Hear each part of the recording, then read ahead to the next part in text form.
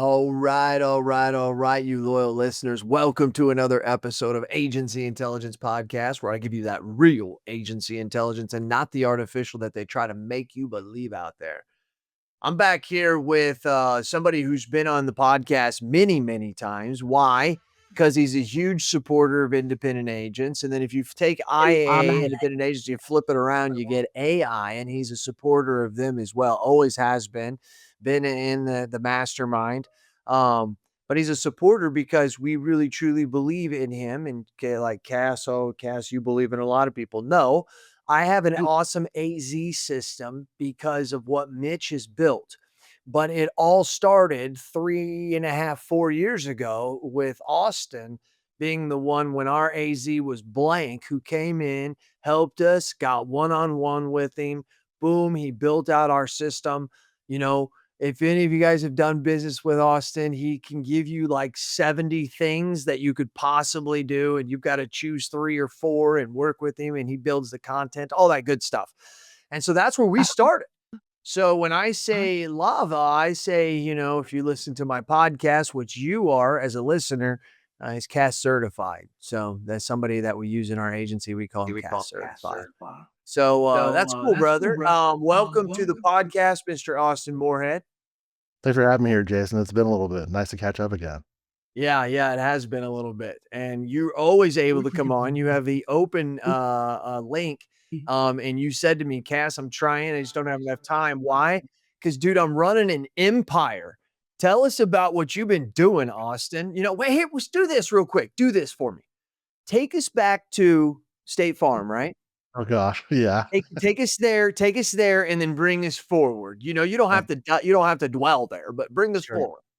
Yeah, so I invested like my life savings into State Farm and realized it wasn't a 30-year fit for me. About 6 months into the program, and quickly started to like plan my exit.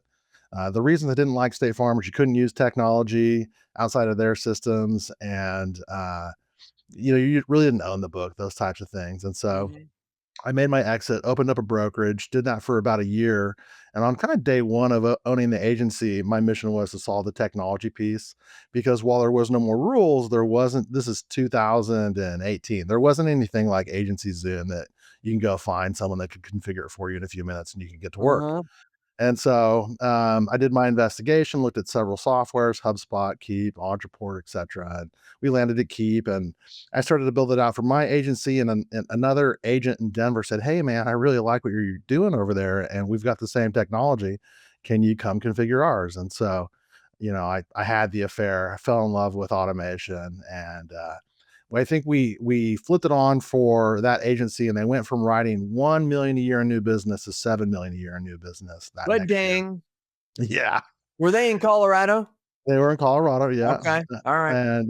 and that was like the light bulb moment. It's like, I understand this, I love it, this is what I wanna do, and, so we just kinda kept refining it, and that same first customer came back to us and said, "Hey, I really like your team in the Philippines that did all the work. They're smart, they're intelligent, they're, detail oriented. Could you get me a couple of, personnel out of the Philippines?" And today we have 300 and I think 52 VAs in the Philippines, and, Bam.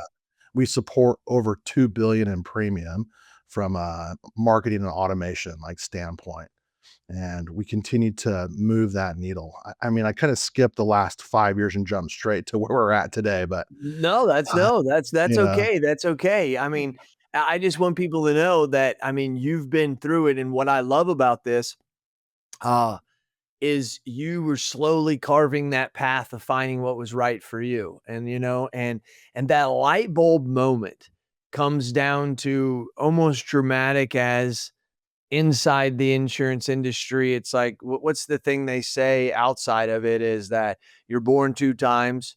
You're born when you're first born, and then you're born the second time when you figure out what you're gonna do for the rest of your life or something like that. And I mean, when you're skipping around, it's insurance, and then you're getting, "Well, I don't wanna sell it. I like this." And then you get that opportunity. Look exactly what happens. You're a case in point of what can happen. So I love that. That's awesome, Austin. A lot of times people feel as if they don't wanna move to another thing because they feel like a failure. And I think you probably maybe you felt that way every once in a while, but, What do you think about some of that? I mean, I think I still have moments of where I feel like I am a failure or maybe regrets of True, I think true. that's We just all kinda do. human That's nature, yeah, true. Yep, that's right. I could do more today. What am I doing clocking off at 5? How dare you, you know? Yeah. Yep. Uh, Oh, emails are wow. still sitting there unread. Well Uh, said, buddy. you know, and,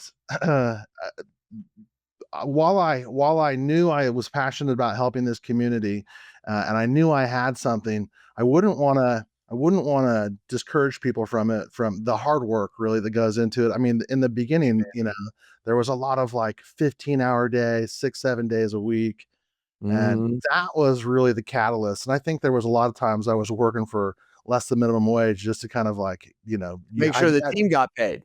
team got paid, yeah, and I had kind of an Yeah, early philosophy of, like, if your customers don't win, then, like, you shouldn't win, and so, like, keep going until your customers are winning was, like, an early philosophy that kind of kept me, you know, going, and then we just saw obviously it everyone worked. yeah, people were just having success. Man, man, I love it. God bless America, God bless you know, America, yeah, if you're willing to work, you can achieve whatever you want, that is from a coast to coast, because 'cause you're over there yeah, in Oregon, you know? Coast to yeah. coast, baby. Uh, what's this done for your life? Personal life? You know, I've gained some weight working How on about those you and how efforts. about you and the family? I noticed the pictures are different. The vacations are a little more beautiful with the kids. Yeah, yeah, we definitely have the ability to, you know, kind of enjoy some stuff. You know, my daughter started doing horse lessons about a year ago, Oh, yeah, and that's you know, great. so having some of that extra cash because you've, you know, carved yourself out, and she's going to start doing some competitions here in September, and Oh, wow. you know, so That's kinda cool. that's super rewarding. Yeah, the my wife, I invited her into the business. Uh, I probably 2 years into the process because I was just so busy. I couldn't do some of the admin stuff. And Mhm. then about 6 months ago, I retired her from the business. And that was like a new milestone. She's officially stay at home. And at first, I think she was a little mad at me, but now I think she's like, "Oh, what a relief! I don't have to help you anymore." Yeah, yeah, I went through that on January 1st of 2020. It was before COVID. But yeah, I went through the same thing. And my wife kinda got upset with me at the beginning, if any of you loyal listeners have went through this, and it's understanding why. She left her job, in 2012 when we were starting the agency, well, about a year and a half in, 'cause I needed help doing what you said, doing the accounting and things like that. I was trying to produce and service. And so then when it got to the point though, we just got too big. It had nothing to do with her, and it got to the point where, "Hey, I've got this job over here, but, like, we have to get an accounting firm. We have to get people who really are good at this stuff." And I think the same as well. I think she was kinda upset for a while, but she's still welcome in the business. She still has an email address here. She still gets email, but that was back in 2020, so Yeah, no, it's been a wild ride. I wouldn't change it for the world. But it's like, yeah. you know, at the same time, like I don't know about everybody else, like I'm looking into the future optimistically and with a bit of caution and Yeah. things are changing at a rate that it's hard to grasp and maybe there's some hype all bundled up in there, you know, and Yeah. uh tomorrow is exciting. Tomorrow is exciting. I think it's all a bunch of hype. I really truly do, man. I'll tell you, and here's the deal. I think there's been very few things in my life that have changed my life and helped me over the last 20 to 25 years, than reading 12, 15, 20 books a year. I don't think there's anything. I think it's unbelievable. I read about this man on Times Magazine, and he read over 3,000 books, and I can only imagine how smart the guy is. Over the last this year, I have read 8 books, and every one of them have been regarding AI. And when I read these books and you listen to um, hours and hours of the CEOs of DeepMind and Google, not TikTok videos, right? I'm talking you're sitting there watching them talk on stage, they're sitting there having a conversation with another person for an hour and you're getting the whole thing. You get a different grasp than you do when you are on Instagram or social media or CNN or Fox News. We always like that. But I don't buy it. I don't buy it. One of the things I'll emphasize on, I want to get your thought on this while we're talking about this, the future, because I think that I could be absolutely wrong. There's no doubt. Okay. I could be absolutely wrong. But I look at and I understand this is the most transformative technology we have ever seen. But I also say that Paul Harvey said, in times like these, there have always been times like these. Everybody always thinks that it's going to transform. We go back to 1910, 1920s when we have the assembly line come in. John D. Rockefeller, not only was he doing oil, but he also understood at a time that we had a bunch of employees, we had a bunch of citizens who were used to working in the fields on their own time, doing their own thing, creating their own stuff, and that wasn't efficient inside of a factory. So we create this assembly line, and people don't realize, if you go back and do the research, there were riots and people were upset at the fact that we were creating an assembly line where we took away the creativity of the human. We put them doing one solid thing. They weren't able to do the things they had. And we thought at the time that we were killing the human spirit. Not only that, we were making them work for the machine, right? This is what it was. And so you look back, then you go to 1940, 60% of the jobs we have today were not then. Why? Because we needed different tactics today. Then. Now here's the good news of all that, Austin. The good news is that we've now left the fact that AI is now working for us. Okay. We are now back to a point in time where we can be creative again. We're actually before back to life. We're so used to the last 80, 90 years of that industrial mentality, including me, including you, right? It's hard for us to grasp this, but we're moving into a situation where people say, "Oh, what are we going to do? Sing Kumbaya all day?" Hey, I don't know, but I Who know would be upset? Can we chill? Let's chill. let's chill. I know I life today in 19 or in 2025 is drastically different than the year 1900, and that's associated to technology making life better for people. And at any time you can have an upward hockey stick on anything like we're doing. Why don't you ever have a hockey stick on the amount of the success of our life? The word I'm looking for, I don't know. What do you think? That this is just some of my thoughts when you look Yeah. back at all this stuff, right? What do you think about No, that? 100%. It repeats itself over and over. I mean, are we asking, is AI the end of, human work? No way. Yeah. It's just the next evolution. We're gonna be just as busy, but I think we'll be able to produce more in a shorter amount of time. I mean, I'm already doing it. I'm a Mhm. content writer kind of at heart. I write all the campaigns that for my company and for our clients' companies. Mhm. And I can just now write content a lot faster. Yeah. That's all I've really been able to do. Right now we're going through a website branding, whatever. We're redoing the website, and I'm kind of tasked with like writing 50 pages, and it's like, man, that would have taken me probably 6 months to Long time. do. It never Yeah, woulda and I'm like, got done with most people, yeah, 'cause they yeah, just you'd woulda have to kept get like a putting it team off. together or something and sit down like 5 people. It's like, well, I hop on ChatGPT, give it some prompts, and away Mhm. you go, and I'm able to Yeah. knock it out pretty quick. Now I have to, as a human, like, find the inefficiencies in the technology and improve them, like M dashes and little things like that that ChatGPT is kinda, like, known to produce. It's Mhm. like, I'm not trying to have my personality be the robot. I just Mhm. wanted to kind of, like, quickly get me there? Yeah. No, it's cool.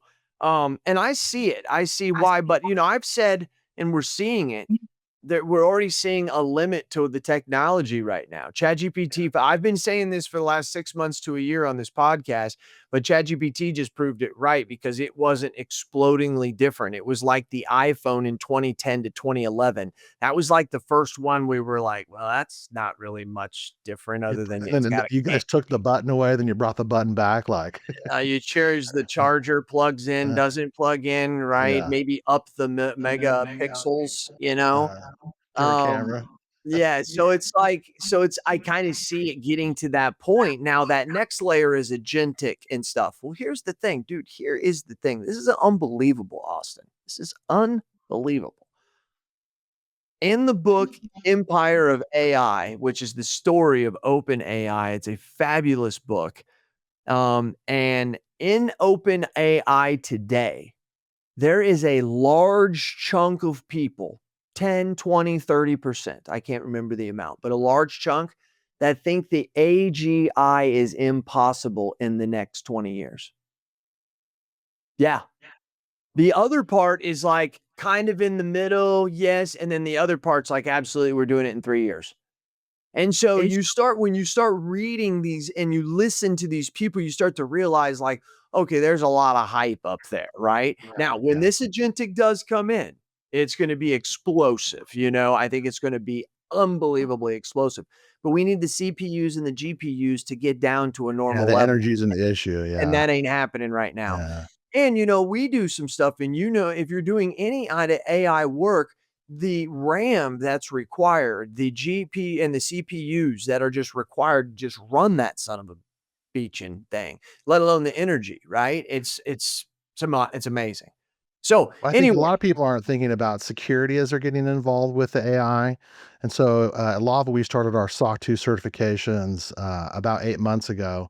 We started noticing, more of our customers are caring about it, more of our carriers are caring about it, and then, AI kinda comes on the scene, and it's like, we've got people that are uploading, like, clients are telling me that they're uploading, like, their company's information into ChatGPT, and it's like, well, 2 things you should be considering, like, 1, you're training the models for your competitors, and then 2, like, did you upload any SPI or PII into that? Like, don't, no, but you know? according to them, it's broke. It's if you have the thing turned off, it's Well, yeah, you another should turn it off as a minimum.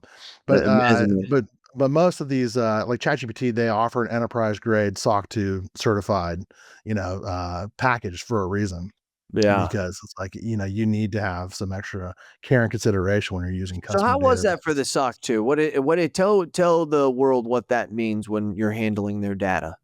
Well, so SOC 2 basically it's a series of written policies and IT policies that govern the infrastructure of your organization and how you manage data in transit and how you manage data in rest. And so it for us, you write up a few hundred written policies, and then you go into your IT software and you put together, a few hundred, endpoint management policies that govern your behavior and those of your staff. Can you go to website X? Or, if a suspicious file gets downloaded, does it alert like a canary in a coal mine to management? You don't want a team member downloading your book of business and emailing it out without you being aware of it, things like that. And so, Gotcha. what type of software endpoint management are you doing, and what type of human policies are you doing, and training to govern all of this? And some of it gets into things like, how do you hire people? Do you do background checks, and how do you terminate people? And do you have a documented process for both the hiring and the terminating of individuals? And do you follow it every single time without deviance? I mean, that's the bigger Mhm. part. And so Yeah. when you get done with your SOC 2 type 1, that's basically saying, hey, we've got all of our policies written. And now you enter your SOC 2 certification phase. And SOC 2 isn't like something you just show up for like 5 minutes and you get a certification because you've got everything written. No, it's a 12-month period where you get, tested, Audited. Yeah, you get audited, audited. yeah. Yeah. Yeah, as long as you're passing that audit, then you'll get your certification at the end of it. But it's an extreme governance, and then, you can go And you higher have to go on certifications through like au you have to ISO. continue on with the audits, right? Isn't it once Yeah. every so often you have to hire a firm to audit you or something? Well, you can do it once and you'll have your certification, but it's usually an ongoing thing because you wanna Yeah. maintain that certification. Yeah. And so, like, we're on, like, a 3-year plan where I'm sure at the end of that 3 years, we're gonna do another 3-year plan, and we'll probably go up to, like, ISO after that or something, but, I think that we're gonna see data security kind of never I mean, it's always been a thing, but I think we're gonna see it more, more and more stressed in the future. Well, With the amount of information that's moving around, with the new tools that are coming on the scene that can help you manage your data, I think security is gonna be equally important as it was tomorrow as it is today. I agree. I absolutely emphatically agree with that. Well, that's great. So lava is kicking butt and taking names. If give me that 60-second elevator speech, Austin. Oh gosh, my sister company Turbodial just launched their VoIP a couple months ago. We've got about 30 signups in the last month, and Okay. it is a voice over internet phone, Turbodial. You can go to the website turbodial.com, and it's a customizable voice where you can manage the widgets in any configuration you want. So you want like the dialer piece of the phone here, you want the SMS portion of the phone here, where you can change the frame to kind of make them bigger or smaller, put them wherever you want. Wow. And, it's the phone company's been around for 10 years. They originally integrated with Keep, and then we realized that the industry was moving to other platforms like Agency Zoom and, Mhm. more recently, HubSpot. HubSpot is stealing my bigger agencies, like, left and Yeah, right now. they're making a move. You're right. Oh, You're yeah. right. I've heard that. I've heard that Yeah. more than a lot lately. Yep. Yeah, we recently became a partner in HubSpot because we saw it too, and we wanted to make sure that we could usher people into that experience instead of saying, "It's been fun," and so HubSpot's been a big thing for us over the last year.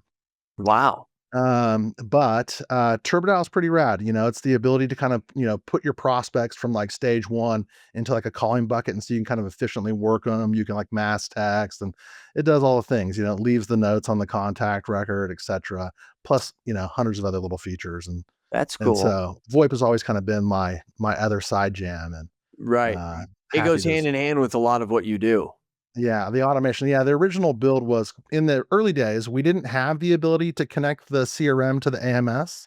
And so my thought process is, well, what technology can we integrate? And CRM and VoIP integrate. And so our original build was all around CRM and telephone. And so I've been working technically kind of on the TurboDial thing for about 7 years and Yeah, I've just heard you. released product number two. Me and you've had many meals together, and I've heard you mention Yeah. it. Yeah. Yeah. Well, that's cool, that's cool, and then Lava, that we've got the virtual employees, and then what are you doing over on you still helping people with the automation? You were talking about the 2,000,000 billion in premium. I mean, are you helping them with leads? Are you helping them with their experience? What do you think makes you so successful, Austin?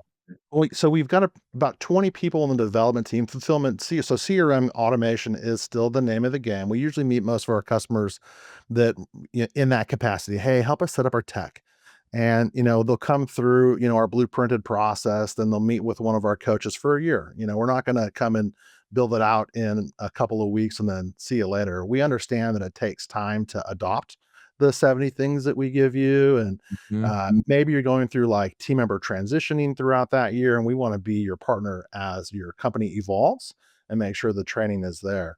You were kind of asking about leads, and so everybody has Yeah. always asked me like, what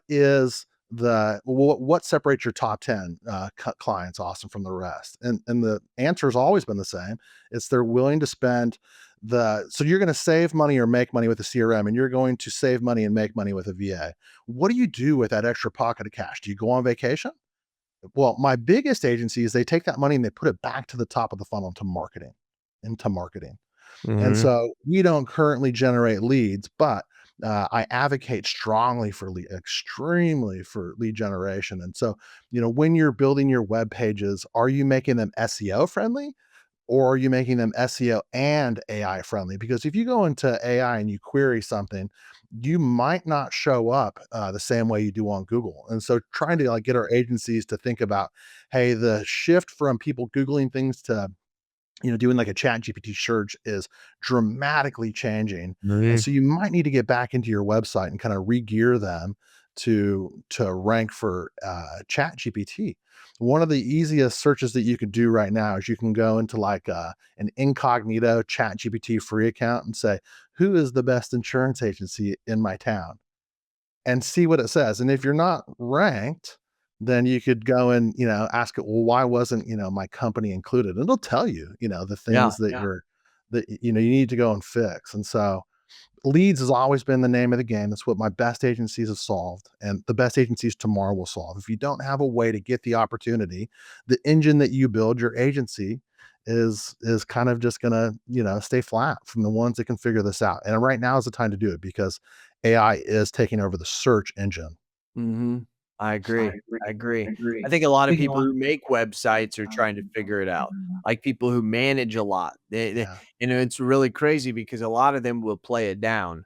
"Well, it's not that big of a deal right now, and da da da da da." I'm like, "Folks, I think, like, in the first year, I think more people became users of chat than any other software by, like, a ton," you know? I mean, like, people are using it daily and using it for search, and search summarizes, you know? So I think, in my opinion, I think it's a great way to get good information because it's not someone who's gaming the system, you know? It's truly taking 300 people or Yeah. 300 businesses and saying, here's our reasons. Also emojis. Emojis are something that you look at and you're kind of like, this is an automated thing or something. But AI understands emojis. When it sees a calendar, it knows that's a date. When it sees a light bulb, it knows that that's an idea. It is able to, it sees those things as literal symbols to help dissect what the context of everything is. So being okay with those things is kind of weird, but it really truly is good stuff. Even in LinkedIn and Facebook posts, I'm starting to understand you don't want to overuse emojis, but throwing in that calendar or checking off some check boxes is just way more powerful than just putting a hyphen in there if you're Yeah. trying to box something. So just Yeah, some so gear your website, gear your website so ChatGPT can find you, and yep. that's my tip today, Well, make and I sure love that it it's because 'cause you're thinking still about. talking about websites, you're just talking about, "Hey, there's a new vehicle to get your person there," you know? Yeah. So Yeah, that's what it is. nothing's changing tomorrow. It's, maybe how we do it a little bit, but, Mhm. maybe how fast you do it. I Uh agree. But the tried and true is still the tried and true. And so, in fact, I remember I was on stage a couple of weeks ago at Oregon's Big Eye, and I'm talking with the agencies there, and you can almost sense a bit of fear in the market. And I travel quite a bit, maybe a bit of fear in the market, and a lot of like inability to like move forward. People aren't taking CRM right now as like as serious as they should because they're worried about the AI, and it's like you don't have a CRM in your organization yet, and you haven't Yeah, completely dialed it in, like, yeah. that's still gonna be the most impactful tool that you're gonna have for the next 5 years, like, and People you are gonna haven't kick prioritized that? themselves in their ass that they have frozen thinking that AI Yeah, is gonna take them over or they don't know. yeah, I've got, well, I won't say, but I have an I've seen investors that are now pulling back because yeah, they're scared of what's happening, and I'm like, "Whoa." Warren Buffett said it best, "When everybody's greedy, be fearful, and when everybody's fearful, be greedy." I'm starting to see where I'm like, "Man, you guys are listening to the wrong people too much, and you're freezing your business and your mentality sure. and, idiot I love my boy, Ryan Hanley and I just set up a podcast with him, and we're gonna get it out in the next 2 or 3 weeks, and me and him are gonna have a talk because he comes out a lot of times about like, the end of the world and this and that. I do think it's dramatically different in 15 to 20 years. Like, we don't even hardly recognize our businesses, I do think, but I'm saying 15 to 20 years. And, even when they come out with agentic AI, it's gonna take them 2 to 3 years to figure out how to make it actually effective. We're inside the insurance industry where you can't just eliminate a white collar job because you have to have a license in a lot of situations. A VE or a bot can do it, but those things are gonna be managed bots for a long time, in Oh, my yeah, opinion, man. 100%. Yeah, and so even if it just takes regulatory, that's gonna take 5, 6, 7, 8 years. So it's yeah, this is crazy. There's a lot of people right now. I've got a buddy in the insurance industry. He's in the M&A business. He told me, he said, "Dude, we're getting more calls in the last 6 months for agents saying, 'Okay, hey, you need to get somebody out here. We need to start talking about Hang up this their hats, situation.'" yeah. Yeah, but Because you leave the overwhelming. insurance industry, where do you can go to the next industry, and they're gonna have the same problems. Yeah, but a Eh lot eh of them are 50, 55, and they're thinking, uh, "You know what? I'm gonna get out in 10 years. I'm gonna spend 5 years trying to fight this. What's it gonna be like in 10 years? My yeah. values are high right now. I'm out." Are you still I'm seeing not high values right now? I thought they've come down a bit. I they hear, may they may whispers on the wind of some good stuff, but I haven't seen them come they through yet. may have, valuations. We need to have just a thing on that. Valuations are goofy to me. Yeah. I mean, you can do the EBITDA and you can do a lot of stuff. You can pay a lot higher than people do, and so let's just say that the average is 2.5 on revenue. Dude, you could buy an Eh, agency for 3.5, 4, 4.5, and you're still gonna make freaking money. It's gonna take you money. longer to get it back. Yeah. You Yeah. know what I mean that by Yeah. that? People get too much of a stickler on that. Now, Yeah. Cat, that doesn't mean Cass call me and try to sell your well, yeah, if you wanna sell it for 4 times, go ahead. Just go ahead and call me, and we'll look at it. Yeah. Austin, wrap it up for me, buddy. Anything you wanna say to end it? It's always kind of the same thing with me. Get back to work, get back to the basics, do what you do good, give people advice. The tried and true is 100%, what people are looking for tomorrow as they were yesterday is, work ethic and relationships, and that ain't going nowhere. That's right. Actually, relationships will become more dominant, and that's what we're paid to do, Austin. I tell my producers all the time, you're paid to go make friends, right? That's what you're paid to do. Go make some damn friends. Here's the card. Go buy some Cardinal tickets and take them to it. You wouldn't believe how hard it is to get these young people. I remember I got a card from my agency, my second agency I went to. I was blown away. They said, "You can spend $200 a month." Dude, I was spending $198.64 every month, taking people out, doing whatever. These kids today, Yeah, yeah, they'll learn. they're 16, 17, and 18. They don't even want a damn driver's license. What the hell's going on around here, Austin? You know what I mean? They'll learn. All right, they'll learn. Hey, for everybody out there, I hope you got something out of there. I wanted you to know Austin came from where we're all at. He sees it every day. He helps agencies 2 billion in premium. That's unbelievable. I love that statistic too. What a great way to emphasize what you're doing out there. He's out there on the West Coast. I know they're all hippies. You guys are all, environmentalists and you protect the fish, but understand that there's people out there like Austin Moorhead and a bunch of you other good ones. I mean, they don't get mad at me. I don't need any other emails where people are cussing. My EA's like, dude, do they like you or not? There's a lot of cuss words in these emails. I said, just ignore those. So, anyways, I just want you to know I do what I do because I do it for you. Tell me your thoughts and tell me your ideas, and I'm going to tell the world what you have to say. This has been Jason Cass. He's Austin Moorhead from Lava Automation. See you later.